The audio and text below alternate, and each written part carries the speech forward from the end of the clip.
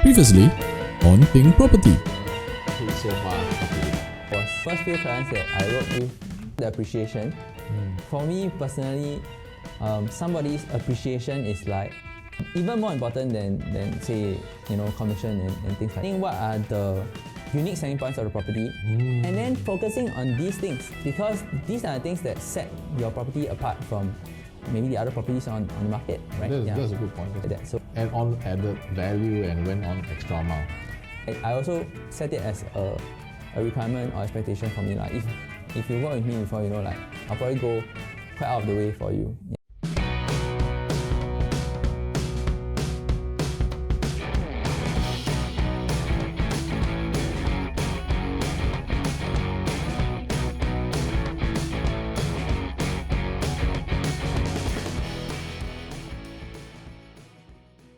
So today, if let's say for a scenario, let's say you have a property, how do you actually reach to its maximum potential for your sellers? I think that to maximize the potential for my sellers, the important thing, right, is actually to qualify clients, qualify buyers. Because quite oftentimes people think that as long as I get as many buyers on the property as possible, that's the best. Yes. That is correct, but that is missing one point, right? When not all people who come and look at your property are able to buy a property. And the bottom line that I share with my clients also is that how do you get the best price for your property? It's whether or not you have options at the end of the day, right? Buyers who come and see a property might have options. They're looking at different properties, they develop an option. But as a seller, in order to negotiate well, how you're going to do that is your negotiation power is determinant on the options that you have. How these options are formed is by getting these buyers to come in. But the important thing is that not all buyers who come in will put in an offer and form a real option for you. That's why, bringing back to my initial point, when you qualify the buyers and you make sure that the buyers are coming, who are coming, can buy the property and really want to buy the property, and if you do manage to get a volume of these buyers, chances are there'll be more than one offer on the table. In fact, sometimes 4 or 5 offers. And when you have these offers, you have the negotiating power to push up the price that we managed to sell it for. So I think that is the logical side of things that maybe sometimes buyers or most clients might not be able to see, but this is something that I advise to them. I see. That's a smart move to make sure that everyone is aligned and you only show the house to those who really interested, so that you will not waste the homeowner's time as well. That's right. So I think that respecting my clients' time is also really important, right? I do advise my clients that ideally we want to market the unit for too long, for 2 reasons. Firstly, I think the initial impact of a listing going up on the market is really strong, and it's at the strongest point, and you attract like the most ready buyers, right? So if you market it for too long, maybe the quality of leads will go down. So that's one. The second thing is also that if I market it for longer, it just means that you got more people coming to your house for a longer period of time, and you know how hectic and disruptive that is. We need to prepare your house, people need to come in. Then now because of COVID, you need to disinfect. Wow, if I drag it for a long time, right? I think it's quite inconvenient for sellers. So we try to get it done fast, and qualifying buyers helps in this. Yeah. That's good. That's a good strategy. Right, so how would you advise when somebody is looking to sell the property and upgrade, or maybe even to purchase a property? I think for me and being part of the REI team, I think we have the benefit of adopting a more systematic approach in advising our clients. So I think generally we go through 3 steps, but I think importantly for me, even before I get started, is to review with the clients what their needs are. In fact, it's like probably the most important step for me. When I understand their needs and I understand their pain points, I can then really choose a strategy or a process that is tailored to them. That can be in terms of timeline or the area they're looking at, or the type of property even that they're looking at. Say if they're looking for investment, capital appreciation is important. So that is how I would first start on property consultation thing with my client. Go through this full process. So that's just step one.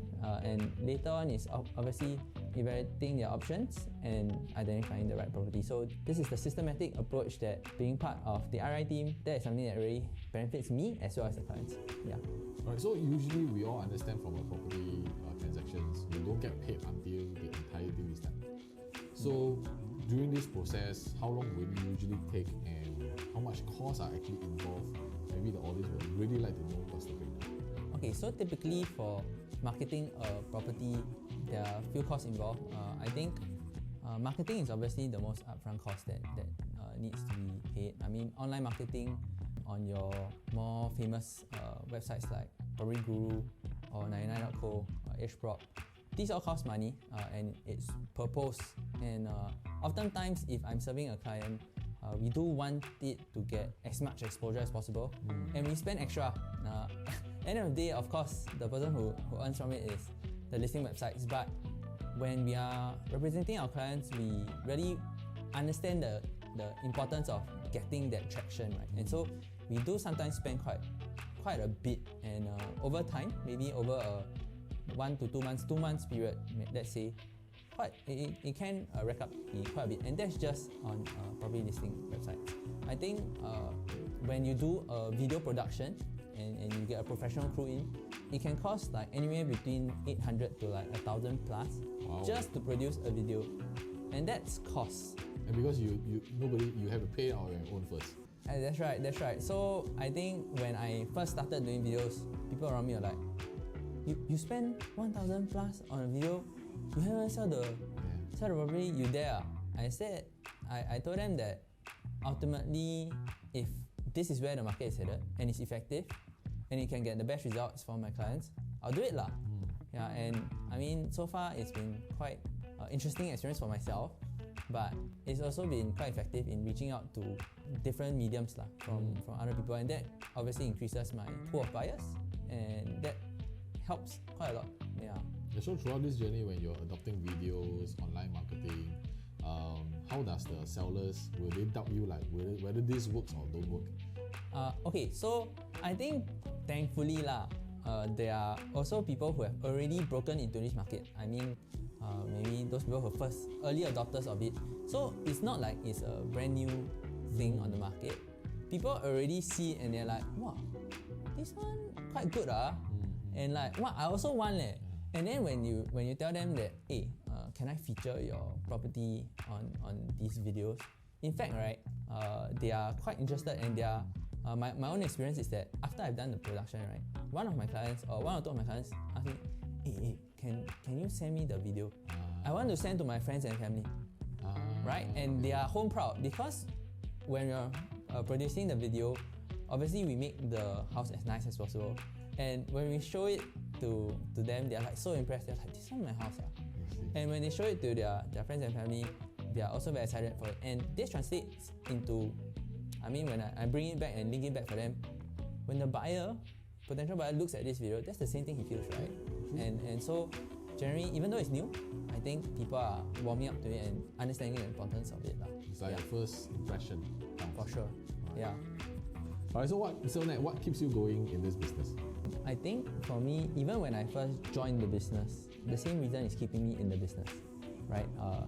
I think I really feel for people, and this job really allows me to connect with people, one, understand them, and then value add to them in a way that really changes their lives. And I mean, property is such an important factor in people's lives, and that people trust me with it and come out of like the entire process and transaction happy and grateful and appreciative.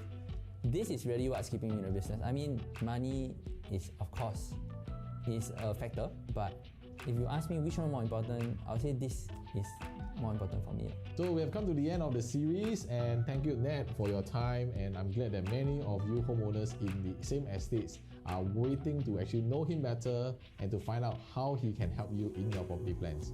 So if you have yet to subscribe and like this channel, please do so, and feel free to actually put in your questions in the comment section so that Nat can also reply you immediately and see how he can help you in this business. Right, so this is Edmund, your real estate insider, and this is Nathaniel. Right, we'll see you the next time. Bye.